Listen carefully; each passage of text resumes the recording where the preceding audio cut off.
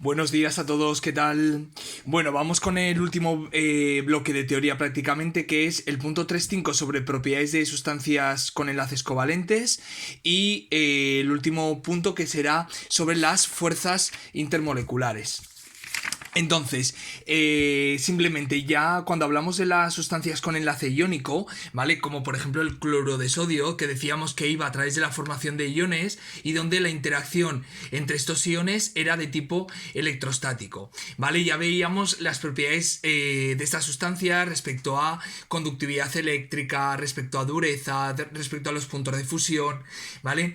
Y acordaos que decíamos que como estas interacciones electrostáticas entre los iones de carga opuesta son muy altas, estos enlaces iónicos tienen una gran fortaleza. Por lo tanto, el romperlos implica que hay que aportar muchísima energía y por lo tanto es lo que explicaba las temperaturas de fusión de estos compuestos muy altas, en muchas ocasiones por encima de los 1000 grados, ¿vale?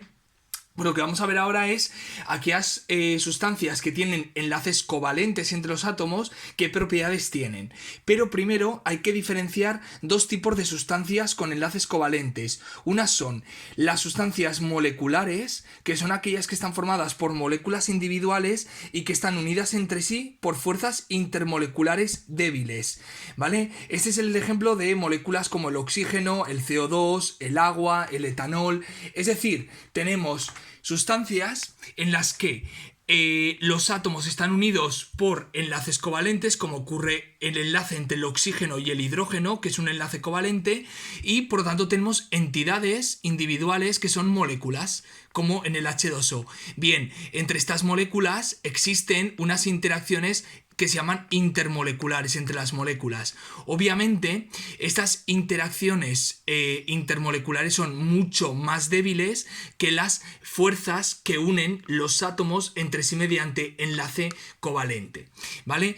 Esta existencia de fuerzas intermoleculares entre las moléculas es lo que explica, ¿vale?, que haya estados de agregación en la naturaleza. Es decir, si estas fuerzas yo disminuyo mucho la temperatura de manera que estas fuerzas son intensas, voy a tener agua en estado sólido. Sin embargo, si voy aumentando la temperatura, hago que las moléculas se muevan con mayor energía y estas interacciones moleculares sean más débiles. Por lo tanto, haremos que el agua pase a estado líquido, ¿vale?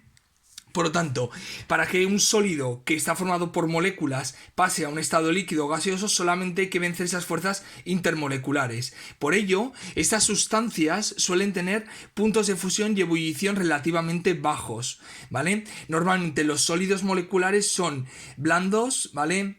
Son malos conductores del calor y de la electricidad, es decir, las sustancias covalentes, ¿vale?, moleculares no conducen la electricidad ni el calor, ¿de acuerdo? Pensemos por ejemplo en el fluoruro de hidrógeno, en el oxígeno, en el etanol. Son sustancias no conductoras de la electricidad.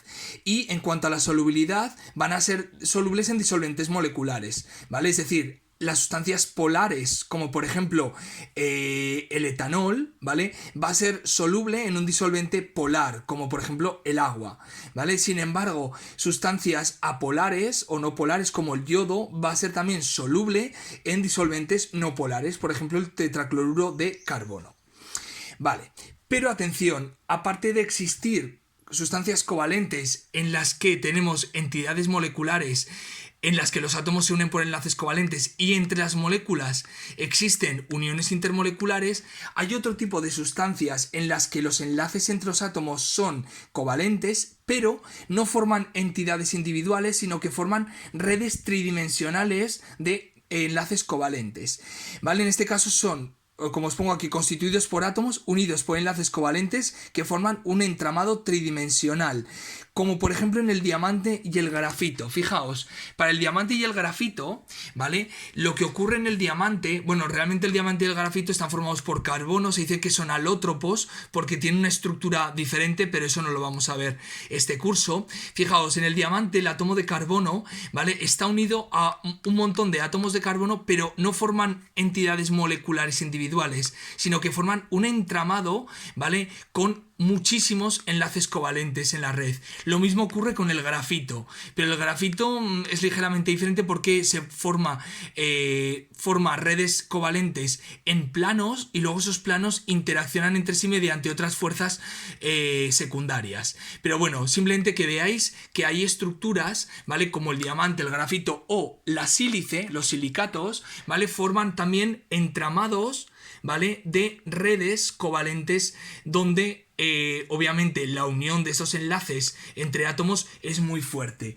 Por eso, ¿vale? Como es un entramado de redes covalentes, las propiedades son muy diferentes a las sustancias moleculares, ya que aquí las fuerzas que se establecen entre moléculas son muy débiles, pero aquí al ser un entramado con un montón de enlaces covalentes, eso lleva a que a temperatura ambiente las sustancias son sólidas, tienen puntos de fusión muy muy altos. ¿Por qué? Porque es necesario romper una red de enlaces covalentes entre los átomos. Os pongo aquí como ejemplo que el diamante, en el que hay enlaces covalentes entre los átomos de carbono, funde a una temperatura de 3550 grados centígrados, ¿vale?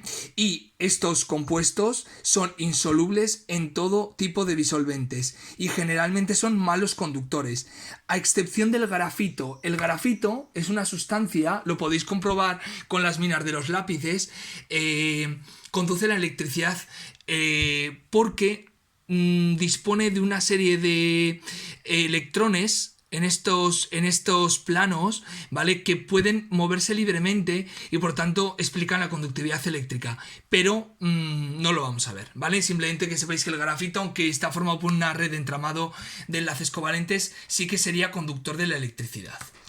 Vale, con esto acabaríamos las propiedades de sustancias con enlaces covalentes, ¿vale? Que son diferentes que las propiedades con enlace iónico. Por ejemplo, los compuestos iónicos, recordad que eran conductores eléctricos solamente en estado fundido o en disolución, ¿vale? Porque esos iones, al tener carga, permiten la conductividad eléctrica, ¿vale? Al aplicar una diferencia de potencial. Sin embargo, las sustancias moleculares o con redes covalentes, ¿vale? No son conductores eléctricos. Vale.